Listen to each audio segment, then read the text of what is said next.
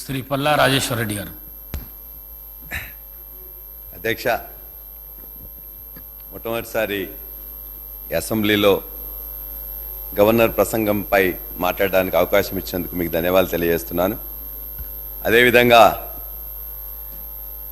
మా భారత రాష్ట్ర సమితి పక్షాన నన్ను మాట్లాడడానికి అవకాశం ఇచ్చిన మా నాయకులు కేసీఆర్ గారు కూడా ధన్యవాదాలు తెలియజేస్తున్నాను.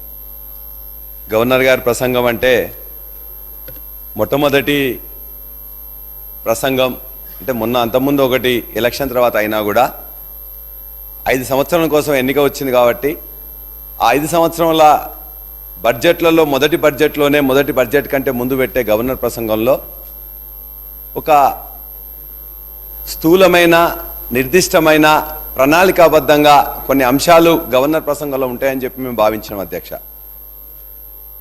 కాంగ్రెస్ పార్టీ ప్రభుత్వంలోకి వచ్చే ముందు ఏదైతే నిర్దిష్టమైన హామీలు కావచ్చు, గ్యారంటీలు కావచ్చు, రకరకాలు ఇస్తారు కాబట్టి వాటిని ఇందులో పొందుపరిచి దానికి సమయానుకూలంగా ఎప్పుడు ఏం చేస్తారో దానికి కావాల్సిన నిధులు కానీ ఇవన్నీ మెన్షన్ చేస్తారని చెప్పి మేము భావించినాం. అధ్యక్ష, కొన్ని పైపైన విషయాలు తడిమిన తప్ప హామీల నిర్దిష్టంగా వాటి గురించి కానీ చెప్పిన సందర్భం కానీ ఆ విషయాలు కూడా ఇందులో పొందుపరచకపోవడం నిజంగా ప్రజాపాలన అని చెప్పి ఘనంగా అందులో చెప్పుకున్నారు తప్ప మాకు ఒక మాటలో చెప్పాలంటే ఈ మొత్తం గవర్నర్ ప్రసంగం 30 మోసాలు 60 అబద్ధాల్లాగా అనిపిస్తుంది. అధ్యక్ష, అంతేకాదు మేము అనట్లేదు 420 హామీలు ఇచ్చినామని చెప్పేసి చెప్పినప్పుడు పదే మా మిత్రులు ఆనాడు ఉద్యమంలో కూడా మాకు మిత్రులుగా ఉన్న శ్రీనివాస్ రెడ్డి గారు, వీరేశం గారు కూడా దీనికి భిన్నంగా ఏదైనా చెప్తారా చెప్పేసి అనుకుంటే మేము 420 అన్నాం 420 అని చెప్పేసి ఆ హామీలన్నీ 420 ఫీట్ల లోపల మొత్తం పాతిపెట్టినట్టే ఉన్నాయి తప్ప ఇందులో మాత్రం ప్రస్తావించలేదు. అధ్యక్ష,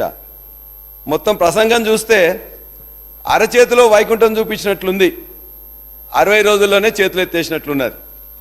గొప్పగా ప్రజావాణి గురించి చెప్పిన అధ్యక్ష, మీరు మొత్తం కూడా ముఖ్యమంత్రి గారు స్వీకారం చేస్తున్న రోజునే ప్రజా దర్బారు పెడతాం, ప్రగతి భవన్ బద్దలు కొడతాం మొత్తం కూడా అని చెప్పేసి అందరూ చెప్తే నిజంగా ప్రజలందరూ కూడా అరే ఏంటిదేదో కొత్త మాటలు చెప్తున్నారు, ఖచ్చితంగా ఇదేమో చేస్తారా అని చెప్పేసి అనుకున్నారు. ప్రజా దర్బారు కాదు ప్రజావాణి పెడతామని చెప్పేసి అన్నారు.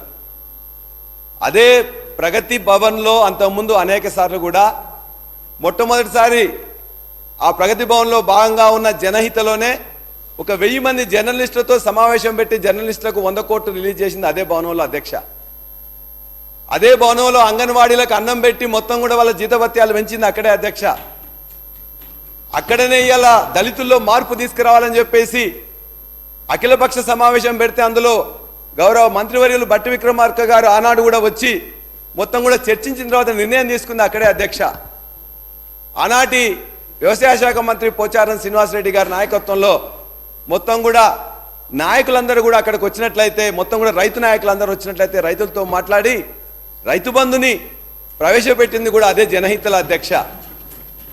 అధ్యక్ష, అక్కడనే సింగరేణి నాయకులందరూ వస్తే కూడా సింగరేణి కార్మికులందరినీ కూడా పిలిచి భోజనం పెట్టేసి సింగరేణి నాయకుల సమస్యలు తీర్చింది కూడా అక్కడే. అధ్యక్ష, అంతే తప్ప అదేదో ప్రజలకు దూరంగా ఉన్న భవనం కాదు అధ్యక్ష, ప్రజల భవనంగా ప్రగతి భవన్ విరాసిల్లింది.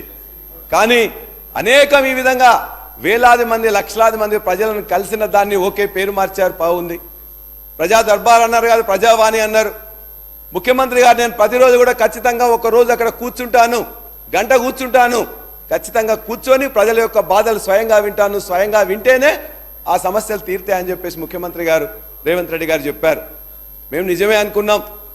ఒకరోజు వచ్చిండ్రు, మొత్తం కూడా అంతా అయిపోయిన తర్వాత ఒక 6 నిమిషాలు మొత్తం మీద కూడా వాటిని స్వీకరించింది. ఆ తర్వాత మేము అనుకున్నాం మంత్రులందరూ కూడా మీరు కూడా రోజుకోసారి పోవాలని చెప్పేసి అన్నారు. ఆ తర్వాత వారానికి ఒకరు లేకపోతే ఒక్కొక్కరు మంత్రులు కూడా అప్పుడప్పుడు పోయినారు. అధ్యక్ష, మంత్రులు కూడా మాకు కూడా శాఖలు వచ్చినాయి, మేము కూడా శాఖల్లో బిజీ ఉండాలని చెప్పేసి అని ఆ మంత్రులు కూడా చివరిగా కీలక అధికారులు పోతామని చెప్పింది. అధ్యక్ష, ఆ అధికారులు కూడా కొంతమంది పోయినారు. అధ్యక్ష, 2 రోజులు 3 రోజులు పోయినారు. అధ్యక్ష, ఆ తర్వాత కీలక అధికారులు పోయినరు, ఒక అధికారి వచ్చిండ్రు, మళ్ళా మారినరు, కొత్త అధికారి వచ్చిండ్రు. చివరికి అధ్యక్ష ఇవాళ ఈ 2 నెలల 2 నెలలు అంటే 60 రోజులు. అధ్యక్ష, ఇవాళ అవుట్ సోర్సింగ్లో ఉన్న డాటా ఎంట్రీ ఆపరేటర్స్ ఇవాళ కిలోమీటర్లు 100 కిలోమీటర్ల నుంచి వచ్చిన వాళ్ళ యొక్క అప్లికేషన్ తీసుకునే దుస్థితి ఉన్నది. అధ్యక్ష, మేము అడిగేది ఇవాళ మీరు చెప్పింది గొప్పగా ఇవాళ ముఖ్యమంత్రి గారికి సమయం లేనట్లయితే మంత్రులు లేకపోతే కీలక అధికారులు లేకపోతే ఇంకెవరు వస్తున్నారు. అధికారులు కూడా లేకుండా డాటా ఎంట్రీ ఆపరేటర్లతో ఇవాళ వాళ్ళ దగ్గర తీసుకొని చివరికి రేపొద్దున ఒక డ్రాప్ బాక్స్ పెడతామని చెప్పేసి మాకు అర్థమవుతుంది అధ్యక్ష. మేము అందరినీ కోరుతున్నాం. ఇప్పుడే మా మిత్రులు శ్రీనివాసరెడ్డి గారు చెప్పిండ్రు, ఇవాళ ముఖ్యమంత్రి గారు ఇంతకుముందు కేసీఆర్ గారు ఎవరో ఆదేశిస్తే ఇంకోరు పాటించరని చెప్పేసి ముఖ్యమంత్రి గారు ఇప్పటిదాకా దరిదాపుగా 2 నెలల సమయంలో తప్పనిసరిగా అధిష్టానం దగ్గర పోవాలి కాబట్టి సగటున వారానికి ఒకసారి పోయింది. ఆ పక్కనున్న భవన్ నుంచి అక్కడి నుంచి పోతారు కాబట్టి కనీసం వారానికన్నా ఒకసారి వస్తేనన్నా బాగుండేది. వారు ఏదైతే చెప్పినరో చెప్పిన విధంగా వాళ్ళ అధిష్టానం దేవుడు శాసిస్తాడు, ఇక్కడ అరుణాచలం పాటిస్తాడు. మరి అదే కదా వారు చెప్పింది. ఇప్పుడు ఎవరు శాసిస్తున్నారు, ఎవరు పాటిస్తున్నారు? 6 నెలల్లో 60 రోజుల్లో 6 నిమిషాలు కూడా ప్రజావానికి పొంది ఎట్లా ప్రజాపాలన అవుతుందని చెప్పేసి మేము ప్రశ్నిస్తున్నాం అధ్యక్ష. శ్వేతపత్రాలు అంటే మేము ఒకటే కోరుతున్నాం అధ్యక్ష, ఖచ్చితంగా ఇలా ఆదిలాబాద్ నుంచి వెళ్ళి భద్రాచలం వరకు, సత్తుపల్లి నుంచి వెళ్ళి ఆలంపూర్ వరకు అనేక మంది 100 కిలోమీటర్లు ఇక్కడికి వస్తున్న వాళ్ళ యొక్క అప్లికేషన్ తీసుకుంటున్నారు, ఒక SMS పంపిస్తున్నారు. దయచేసి ఇప్పటికైనా ముఖ్యమంత్రి గారికి కనీసం రోజుకు 1 గంట టైం అక్కడ ఇవ్వాలని మీరు చెప్పిన విధంగా ఇవ్వమని మేము కోరుతున్నాం. మేము కోరట్లే, మీరు చెప్పిందే పాటించమని అడుగుతున్నాం. లేనట్లయితే కనీసం ఈ 2 నెలల్లో మీరు అంటే శ్వేతపత్రాలు అంటే బాగా ఇష్టపడుతున్నారు. శ్వేతపత్రం ఒక దాని మీద ఇచ్చినాం, 2వ దాని మీద ఇస్తాం, 3వ దాని మీద ఇస్తామని. దాని మీద కూడా 2 నెలల్లో ఎన్ని సమస్యలు వచ్చినాయి, ఎన్నిటికీ పరిష్కారం ఇచ్చినాం, ఏమైందని చెప్పేసి 60 రోజుల్లో ఒకరికన్నా పరిష్కరించిందా?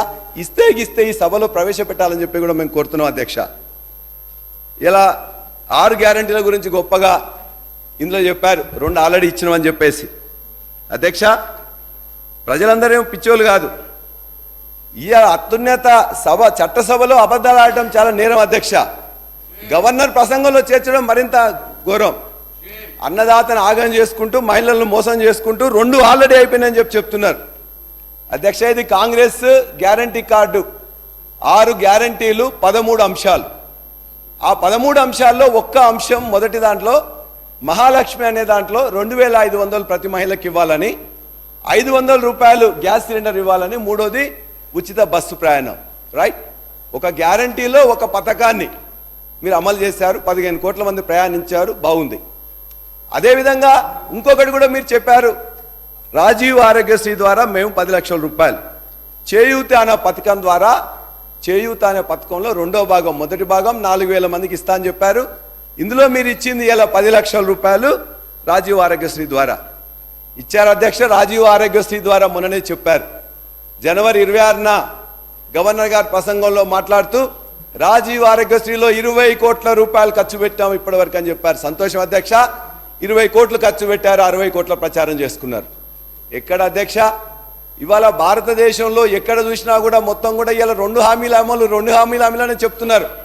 ఇవాళ మీరు ఎక్కడ ఏ టీవీలో చూసినా, ఏ పేపర్లో చూసినా, ఏ హోర్డింగ్ చూసినా, ఏ బస్సు చూసినా, ఎక్కడ చూసినా ప్రచార పటాటోపం తప్ప 13 అంశాలలో ఒక 2 చేసినాం అని ఎట్లా చెప్పడానికి మనసొప్పుతాంది? దాన్ని గవర్నర్ ప్రసంగంలో ఎట్లా చేర్చిందని చెప్పేసి కూడా మిమ్మల్ని ప్రశ్నిస్తున్నాం అధ్యక్ష. ఇవాళ మేము అడిగేది అధ్యక్ష, ఇవాళ మహిళలకు బస్సులు ఇచ్చారు, బ్రహ్మాండంగా ఉన్నది, కానీ అక్కడ మొత్తం కూడా ఇబ్బందులు పడుతున్నారు, బస్సుల సంఖ్య పెంచలేదు. పెట్టడం జరిగింది. ఈ రోజు మేము చెప్తా ఉన్నాం అధ్యక్ష, ఈ సభాముఖంగా కూడా చెప్తా ఉన్నాం, ఆటో డ్రైవర్లకు సంబంధించిన సంక్షేమం మా ప్రాధాన్యత, మా బాధ్యతగా ఖచ్చితంగా చెప్తా ఉన్నాం. వారికి కూడా అభయం ఇస్తా ఉన్నాం. ఆటో డ్రైవర్లకు సంబంధించిన సంక్షేమం ప్రధానమైన బాధ్యతగా ప్రాధాన్యత ఇచ్చి రాబోయే బడ్జెట్లకు సంబంధించి వారికి ఇస్తామన్న 12,000 రూపాయలు ప్రతి సంవత్సరం ఖచ్చితంగా ఇవ్వటం జరుగుతుందని మీ ద్వారా వారికి తెలియజేస్తా ఉన్నది. పల్లా రాజేశ్వర రెడ్డి గారు. అధ్యక్ష పల్లా రాజేశ్వర రెడ్డి గారు. అధ్యక్ష